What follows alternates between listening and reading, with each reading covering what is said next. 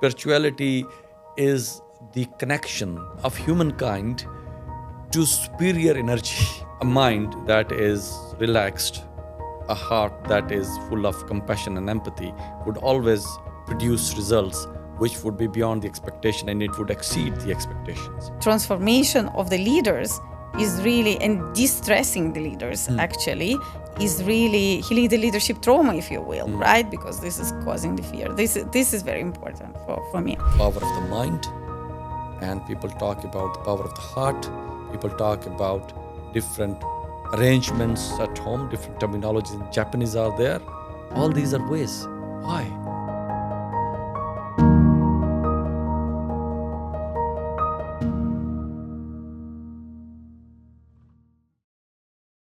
This is episode 1 of the Spiritual Corporation podcast. This is me, Marina Davies, and today I am speaking to my partner in the business, Ali Kamran, PhD in Anthropology, Chief Academic Officer, and he was with me at the foundational stages of the corporation. And now we are going to speak a bit more about what is the science behind spiritual corporation, why we think this is needed, and why we bring it to the table. I'm going to ask Ali first to provide a little bit more information about your professional and educational background, and how did you connect yourself to this idea.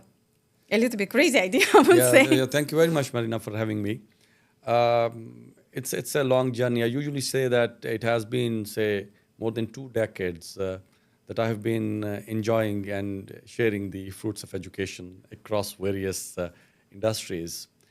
My educational background primarily is in business. I completed my master's in business administration, and while I was a lecturer at the university, one day I attended a seminar of sociology based. It was related to the social problems that people face, especially in the rural areas. I fell in love with the subject.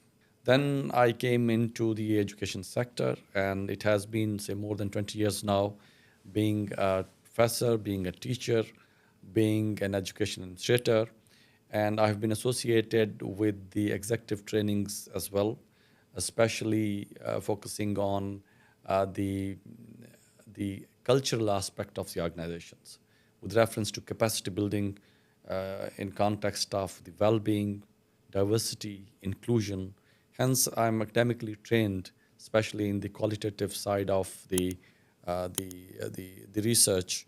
And I also have a background that is the academic background, both in business and in social sciences. I also hold a professional doctorate in business as well. That is more related to the high-performance work systems in the organizations. So my interests are the ethnicity, its impact on the corporate identities of the organizations, cultural inventories, and the interventions that can be done through multifaceted platforms such as anthropology, some of it with the social psychology, some other health-seeking practices or health practices which are parallel to that of the modern health practices, and their application in bringing well-being to the workforce within various sectors. Particularly, I have been practicing it successfully within the education sector. Perfect. And what do you think are the main challenges now the modern organizations are facing? The most important factor that any organization should, consider to be is the human capital. We forget this because of the automations that have been brought to the organizations in form of various software that we use, the workstations. So the environment, the internal organizational environment in context of various industries has become more, robotic and more, I should say, automated. But it has also brought a factor that is a non-human factor within the organization.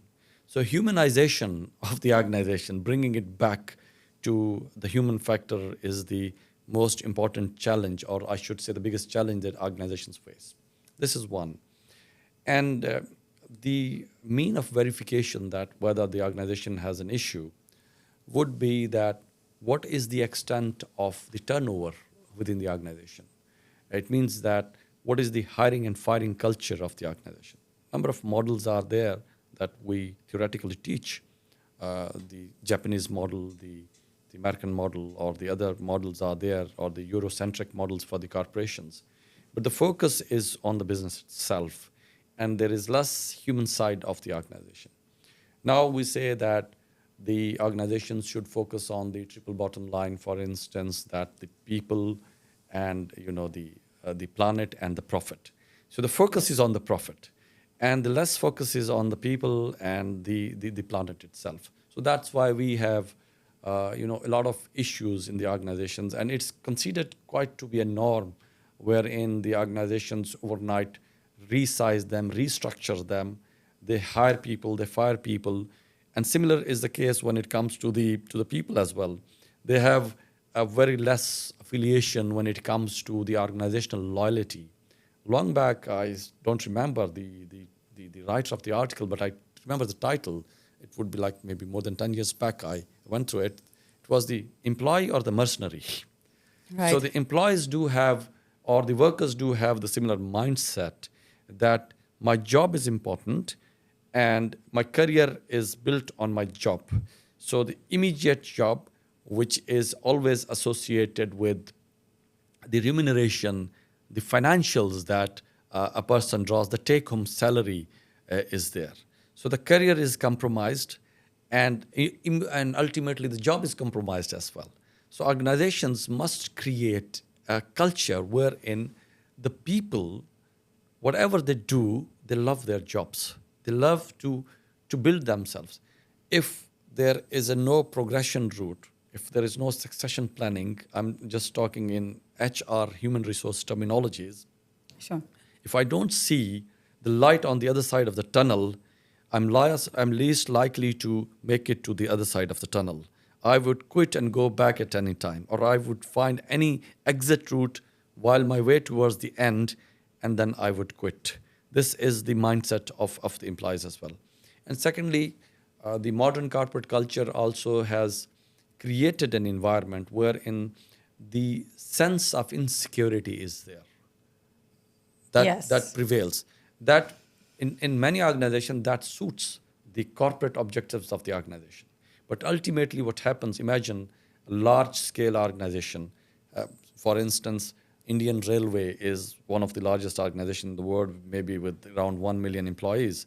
So imagine if the turnover rate is 10%. So it means that each year, the human resource division has to make efforts to recruit 100,000 people at various levels. It requires a lot of efforts, time, money, and more than that, the sustainable organizational operations that are interrupted. People come with their skill sets, with their culture, with their way of working, right? All that put together, the most important side of an organization, the challenge is to humanize the culture. Perfect. So we are always talking about that the most important thing is are the people. Yes. Right? Yes. Because even when you buy a business, right? We were recently talking at an event. When you buy a business, the main value you get is the people. Yes. So if you buy an organization, if you buy a company, you don't keep the people, you essentially lost your money, right? So this is why you really need to make it, and in the era of technology, we really need to make it human-centric again, right? Because the disconnection we have seen is incredible. The loneliness, the level of loneliness, like here in Dubai, it's officially 25%. Across the society, right? And if we talk about expat communities, employed in corporations, this is definitely a lot higher, right? So this is why it's becoming so important. How does it all fit together? How do you locate well-being in the context of organizational productivity? It cannot be separated from one's personal performance, personal goals. For example, many organizations, they provide opportunity for the personal development plans that we call PDPs. So the PDPs do not come without the concept of well-being. A mind that is relaxed, a heart that is full of compassion and empathy would always produce results which would be beyond the expectation, and it would exceed the expectations.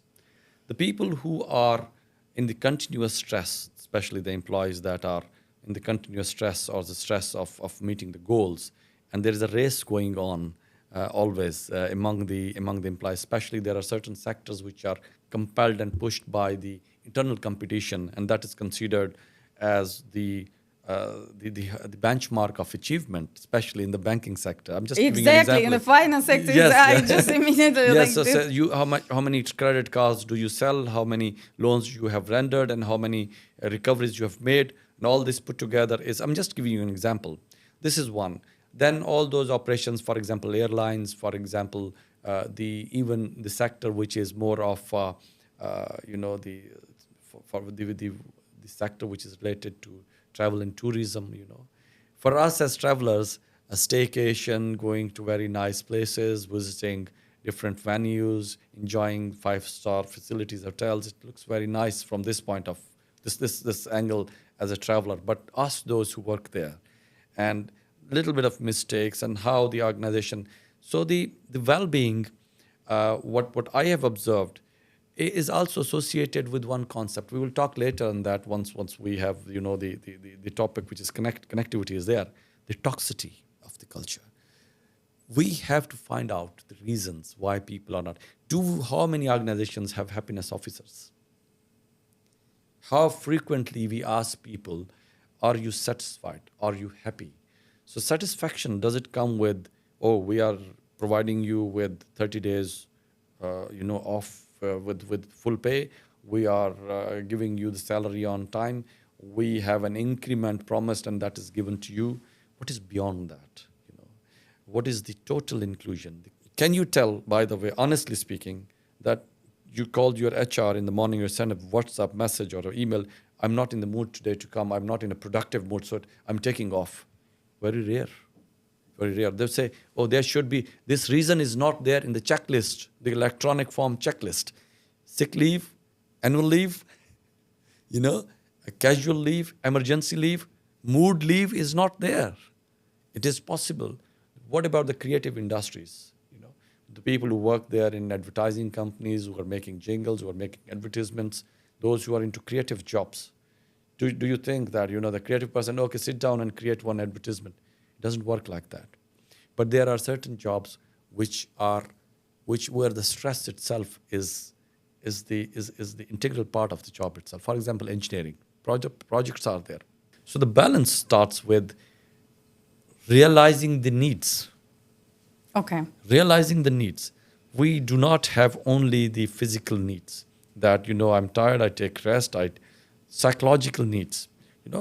We do teach at university level the Abraham Maslow's theory of hierarchy of needs, starting from the physiological needs and reaching up to the level of the self-actualization. Self-actualization, the feeling of total fulfillment. I have achieved this. Yes, levels could be different of achievement. For someone, having 2,000 dirhams or maybe $500 per month is the ultimate achievement. But if we, in our organization, tell the people that these are your fundamental rights. So when it comes to the productivity, there should be a balance in these two sides. And good thing is that, the happiness index created by the king of Bhutan sometimes back. Now we have the customer care centers called happiness centers. So do we have happiness officers or happiness representatives in the organizations whose job would be only to understand and possibly quantify the level of happiness within the organization? That would definitely increase the productivity. I am going to a therapist for what? For instance, physiotherapy because my arm or leg is having issue. What about the mental therapy? How many of us actually approach the the HR division that, I am having a lot of stress, so I need relaxation, some leave, and because I need a therapy for that. I need to talk to someone for this. Why? Because once it is declared, there is a social stigma. I'm just giving you an example. I'm also connected to schools because of, the students come from there. Wherever we go, every school in UAE and rest of the world as well, have the special education needs and disability department, wherein there is a social worker, there's a nurse, there's a doctor, and there is a psychologist as well. Many parents, they know that their children are having issues, but they never ever declare them in the admission form. Why? Because they believe that there is a stigma attached to it. So they don't think that there could be medicinal or therapeutic interventions through which a child can get better, but they don't do it. This is the same case when it comes to the employees. Employees, they are having issues, but they never declare. What could be the missing element? What could be the reason why we can't put it all together? Why those organizational policies are not really effective? Without down-to-earth approach, a policy cannot be developed. If an organization wants to develop a policy of well-being, where this is an interventionist approach, what is the business of the organization? How many employees, what is the percentage of employees that are white-collar and blue-collar workers? It depends on the industry as well. But without considering all categories of employees and having access to their actual problems, policy may be developed but cannot be fully implemented. So that's why the stakeholder management, number one, and engagement especially, is very, very important. Without the 360-degree approach of having all the stakeholders on board and then creating a policy, it should be there. Then, of course, creating the organization culture.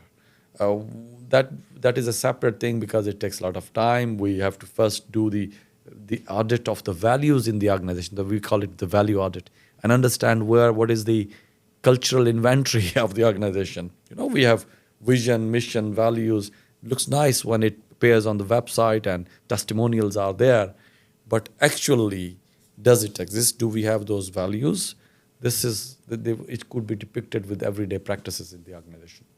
Exactly, because so often people don't, actually in the majority of cases, right? And there are just a few organizations where the employees really know what is the mission, what is the vision, what are the values. And those are the most successful ones. And then there are the others which have it somewhere on the website and nobody knows. Even if the values, for instance, the value is integrity, value is honesty, value is the care. Where is it depicted? Unless the values are conditioned, values are practiced, and those are not norms. Values are always universal, idealistic, and superficial. Unless they are performed in a normative structure, values don't exist. Values are just for the namesake. The value, for instance, when we say the bravery is a value, you're being brave, speaking truth is being brave. But for many, many years in Japanese culture, for example, harakiri or the suicide was considered as an act of bravery.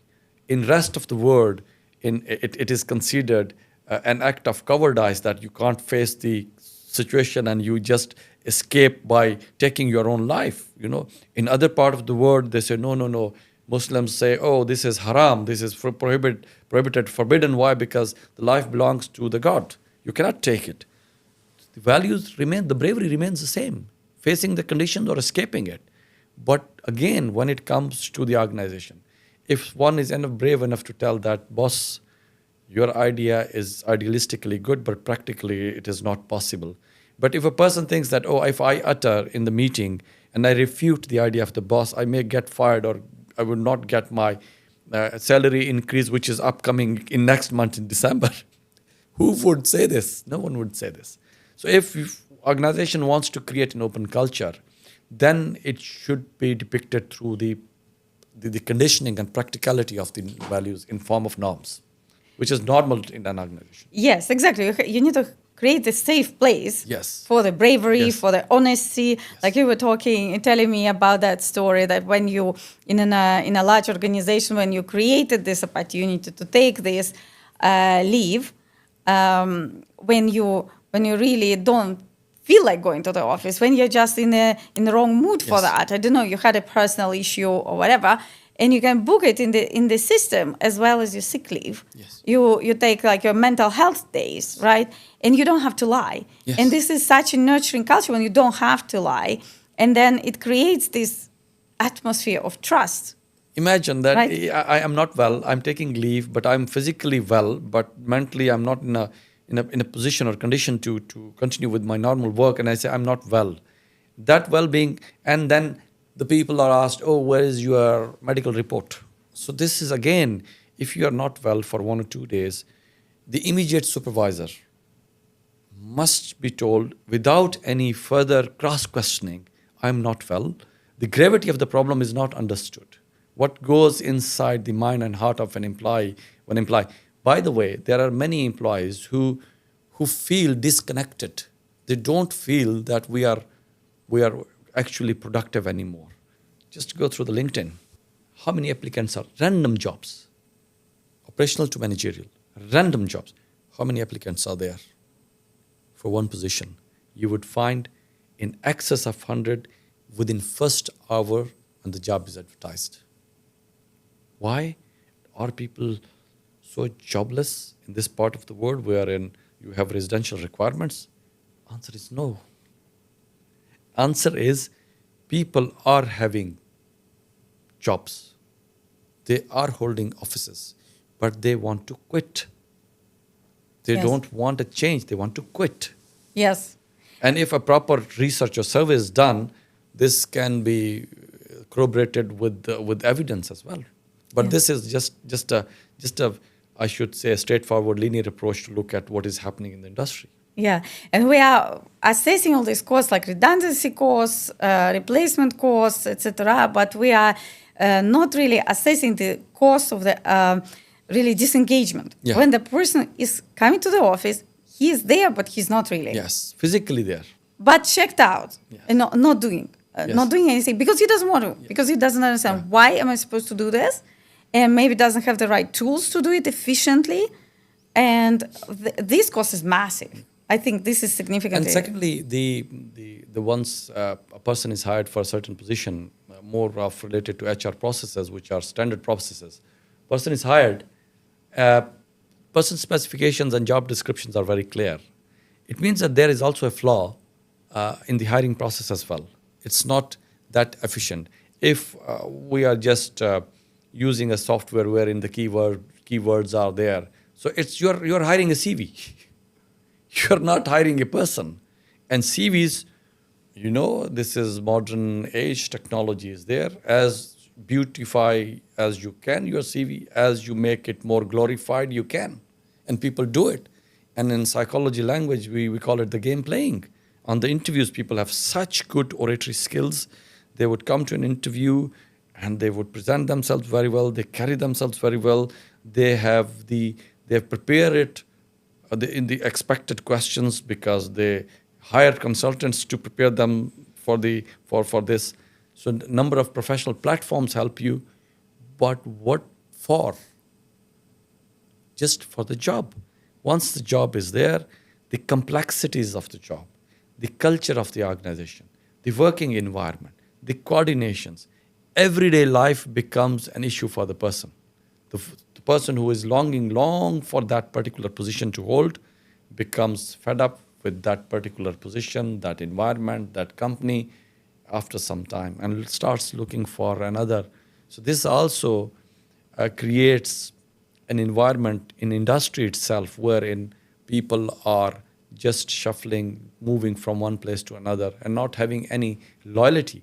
Can spirituality be the missing link? Can it provide the common framework to solve the welcoming and welfare issues at individual and organizational level? It is possible, and some organizations have done it, for instance. But the only problem that I see with this spirituality that people try to understand it or without knowingly associate it with the religious practices or religious denominations. Exactly. So they tag themselves at XYZ practitioners of XYZ religion. Spirituality is beyond that. Spirituality is the connection of humankind to superior energy. That energy can be God, that energy can be Allah, that energy can be called Bhagwan, that is called whatever words or terminologies you use. All love and the light, source of the energy, which is in most cases decentralized, remains same. And people, they seek this energy or they practice this energy or they advantage from this energy or take advantage from this energy through various pathways.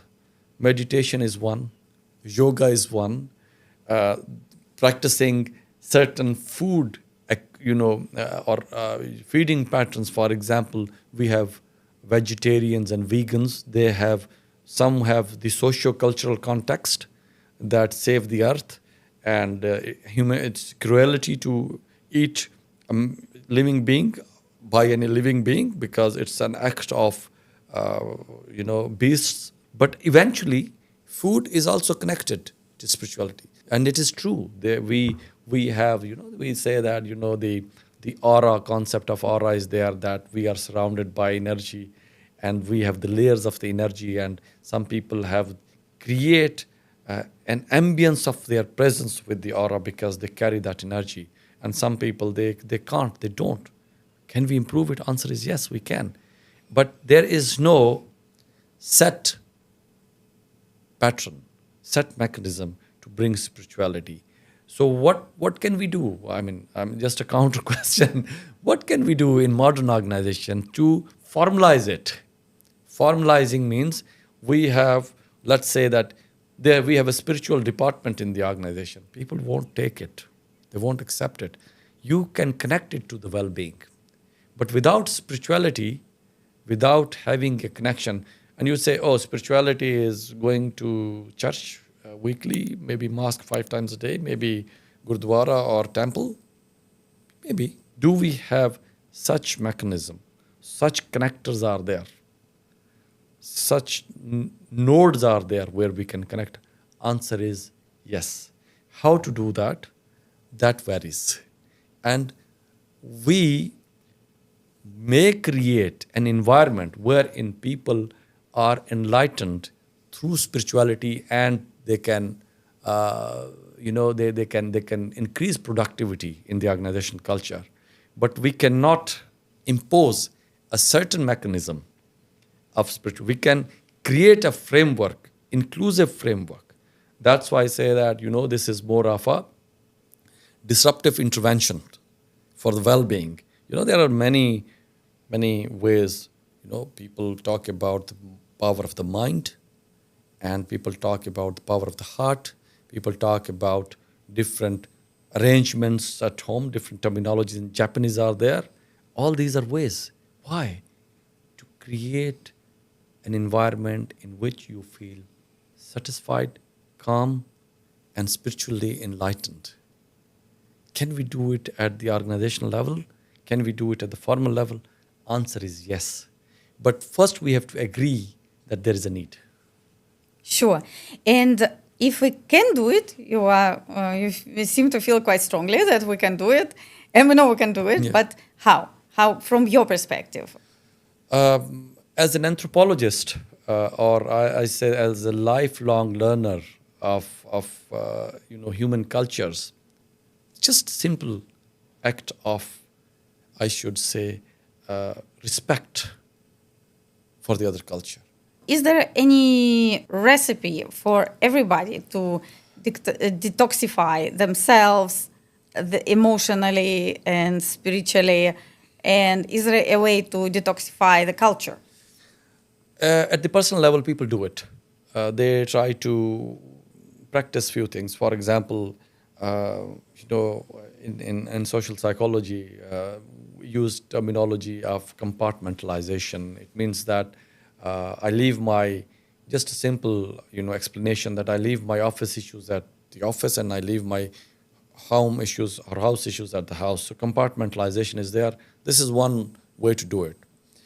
And some people have the other ways to do it. For example, you start thinking, imagining something good, that is flight into fantasy and flight into activity. These are the social psychology terminologies which are taught at the bachelor level. We teach this.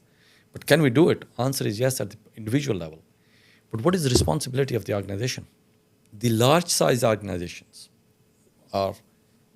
they must create an environment where the detoxification is there for people to detox themselves for the well-being and productivity. This is one. Second is the detoxification or detoxing the culture of the organization, to create a cultural inventory which is healthier, to quantify it. Imagine that if organizational culture is characterized by competition in which winning is the ultimate benchmark, regardless of whatever you do, you bring profit and you bring the expansion in the business to the next level, we don't mind whatever you do. This is there as well. So what happens is over there are people who knowingly or unknowingly are toxic. Negativity is spread. Disappointment is spread. At least I have come across such people in the early years of my career, wherein they promote disappointment, not because they are actually pessimists. No, it's very deliberate. Why? Because you would not surpass the actual goals that are set for you. You would never come near to them. You would never get promotions. So they are the beneficiaries of chaos. So the chaotic environment in the organization actually feeds toxic culture. So what to do?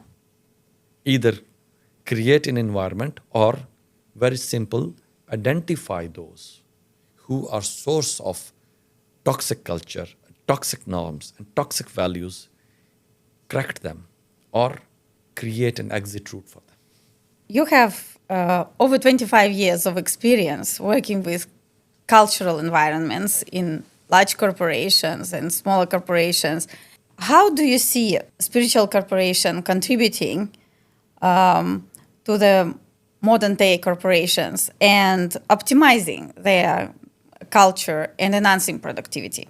The scope of the organization, the scope of the spiritual corporation, the point of departure is very simple, that it focuses on the well-being of the corporation. The ultimate purpose is to create an environment which is characterized by healthy minds, healthy bodies, and productivity of the organization.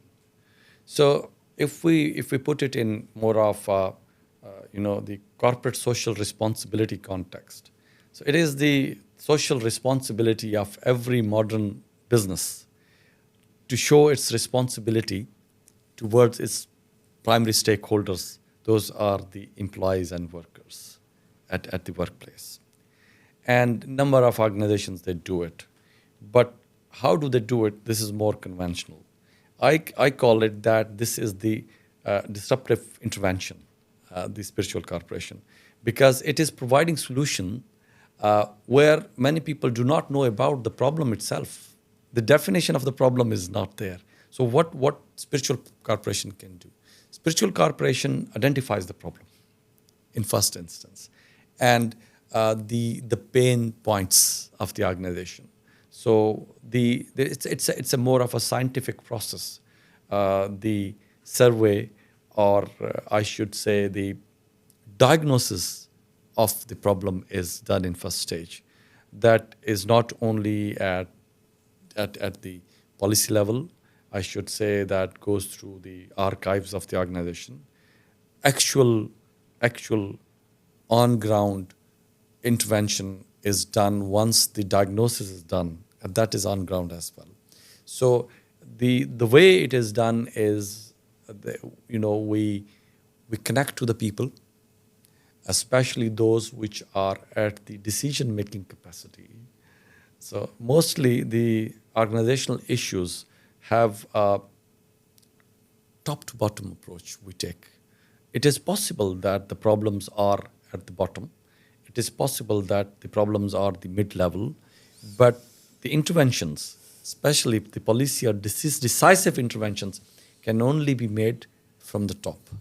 So if we take an organic approach, or in sociological, anthropological terms, the structural functionalist approach, the structure functions as per its organic functionality.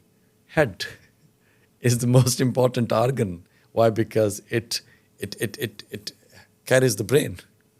Similarly, the head of the organizations, the CEOs, the directors, the people who are the most important people, the decision-making body of the organization, which could be board of governors, board of directors in large organizations. It is their intervention that would eventually create the environment. So what Spiritual Corporation does and intends to do to bring wellness to the organizations through various levels. It's not necessary to be from the top, but usually it is from the top level.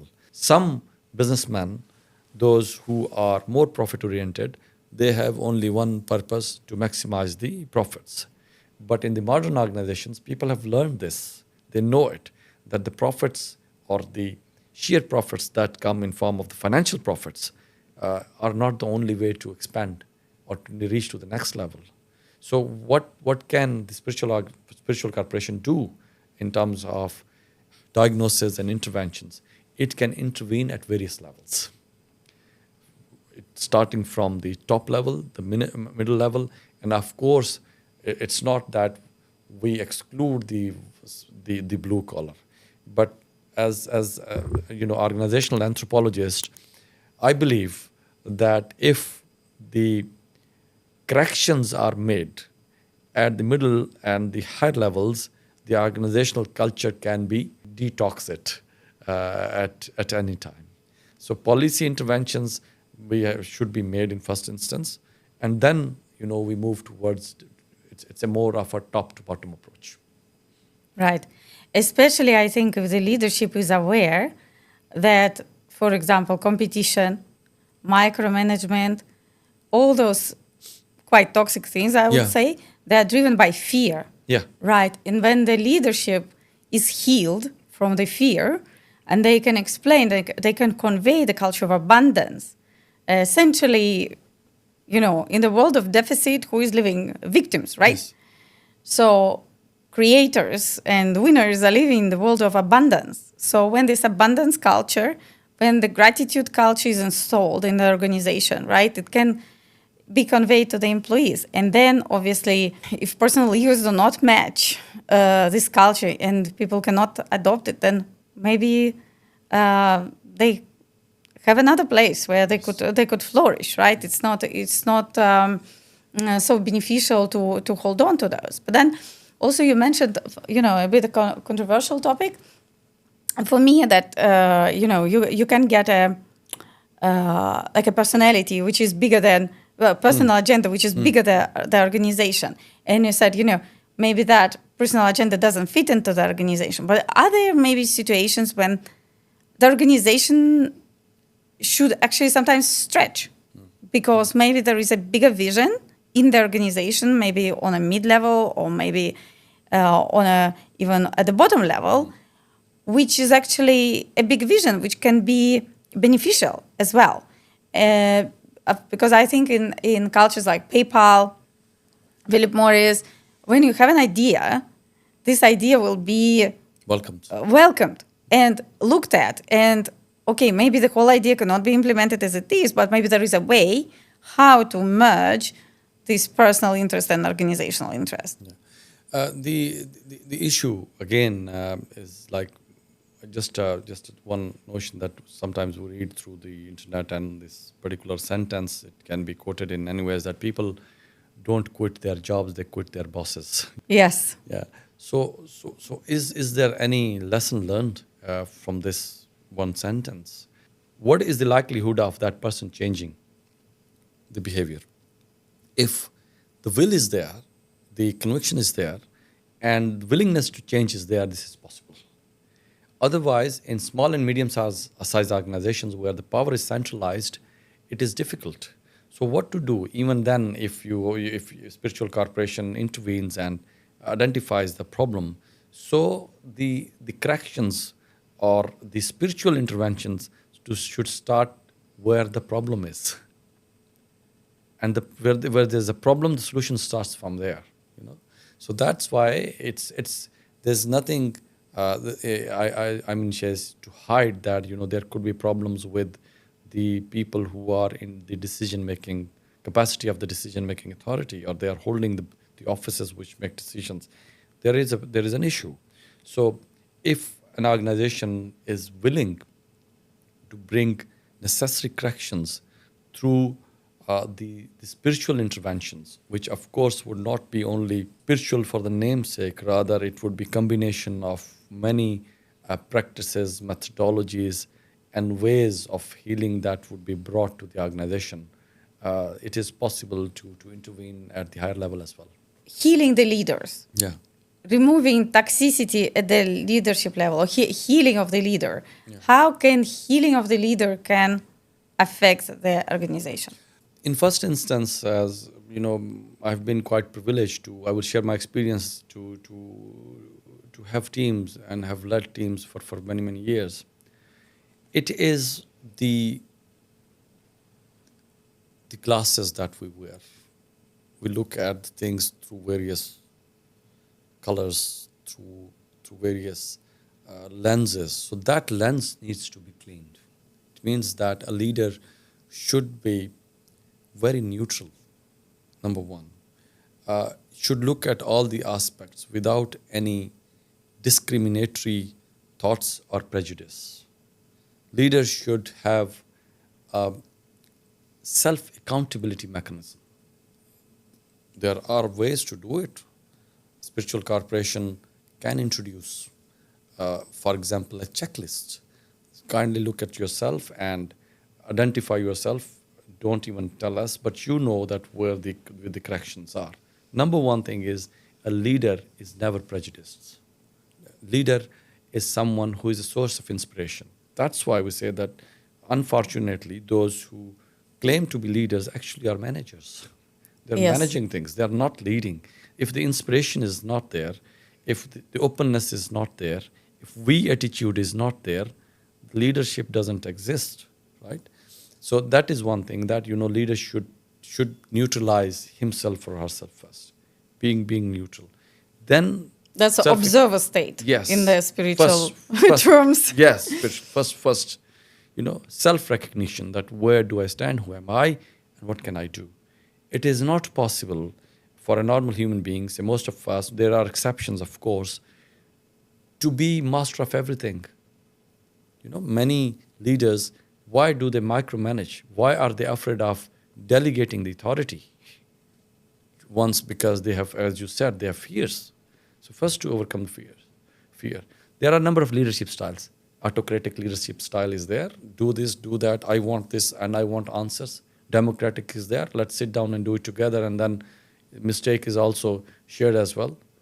The layback style is there as well. You do it and I will see you. Transformative leadership. Situational leadership. You go with the flow. You understand what is happening. It's organizations in today's modern world, today's IT-driven world. The modern organizations are dynamic. They move very fast, and many people don't realize it. The generation gap is there as well. Those into their 60s or late 50s, like they look at the things the way they looked at sometimes back. Generation Z is different. And those young workers who are in their 20s or in their 30s, they have a different view of the world. They don't understand it, So again, the leaders should be not only acquainted, conversant with the time and space, should be self-accountable. It starts from there. The realization starts, once the realization starts that, okay, who am I, what am I doing, what is my capacity, what can I do, and more important is what I can't do. If I can't do, I have hired people, one of I think it was Steve Jobs who said that we don't hire smart people to let them know that what to do. We hire them to let us know what to do. Yes, exactly. That's a big one. Yes. And then after hiring the smartest people, having great workforce in the organization, trust is something that should be there. Thank you very much, Ali. So I think from the leadership perspective, I think we highlighted the values and purpose of the leader and the human communication, yes, human interaction. Transformative and situational leadership is the need now. It should be situational in the sense that leaders are capable of understanding, reading the situation, and they should transform as well. Not only themselves, but their leadership style as well. We cannot rely on a single leadership style, today's dynamic corporate world, that would fit well. We can't say, oh, I am democratic, I am autocratic. No, it's beyond that now. And leaders, if they start taking role of managers, they lose the magic of inspiration. They get things done, that's it. Yeah. That's it. Getting things done is a very cosmetic or transactional approach. Leadership is beyond that. Leadership is more of an inclusive person, office, vision of the organization. Leader is not only just it's a complete package. The stress, the burnout in the leadership, it really affects the ability to apply the self-accountability, the energy of the leaders, and the way leaders can build the human communications. And for that matter, when we interact with the organizations, we want to first and foremost apply the transformational process to the leadership team, and then this will automatically transform the organization following certain ideas and plans we can create. But I think the transformation of the leaders is really, and de-stressing the leaders, actually, healing the leaders, is really healing the leadership trauma, if you will, right? Because this is causing the fear. This is very important for me. Thank you very much, Ali, for this wonderful interview. It's been a pleasure talking to you and pleasure to have you on board.